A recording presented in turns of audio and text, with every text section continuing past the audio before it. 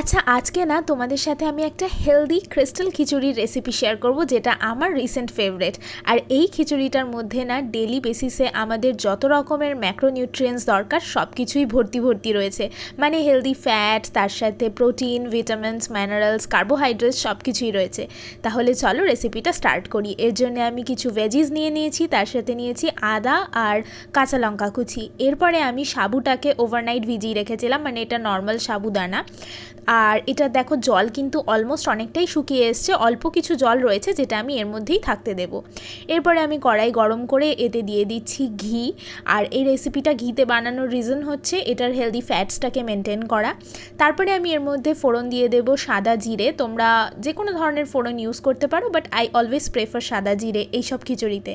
দেন আমি এই ভেজিসগুলো দিয়ে দেবো। তারপরে এটাকে একটু নাড়াচাড়া করে হালকা শ্যালো ফ্রাই করে নেব। এটার মধ্যে না প্রচণ্ড ভালো ভালো ভিটামিনস, মিনারেলস রয়েছে, কারণ আমি প্রচুর ভেজিটেবলস ইউজ করেছি। তোমরা চাইলে এর মধ্যে ব্রকলি, তারপরে কলিফ্লাওয়ার, বেল পেপার অনেক কিছু ইউজ করতে পারো। দেন আদা কাঁচা লঙ্কা দিয়ে এর মধ্যে আমি সাবুটা দিয়ে একটু নাড়াচাড়া করে এবার এটাকে ঢাকা দিয়ে দেবো। এটা ভীষণই ইজি, তোমরা দেখতেই পারলে আমার অলমোস্ট কিন্তু 90% রেসিপি ইজ ডান। তোমরা ভাবতে পারছো আমার এইটুকুতেই কিন্তু রান্না অলমোস্ট হয়ে গেল।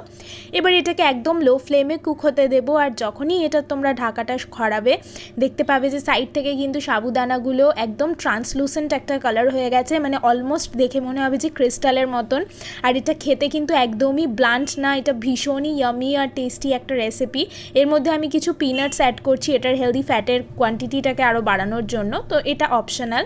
আর এই আমার রেডি হয়ে গেল ভীষণই ইয়ামি অ্যান্ড টেস্টি একটা খিচুড়ির রেসিপি। তোমাদের কেমন লাগলো আমাকে জানিও। দেখা হবে নেক্সট শর্টসে। বাই।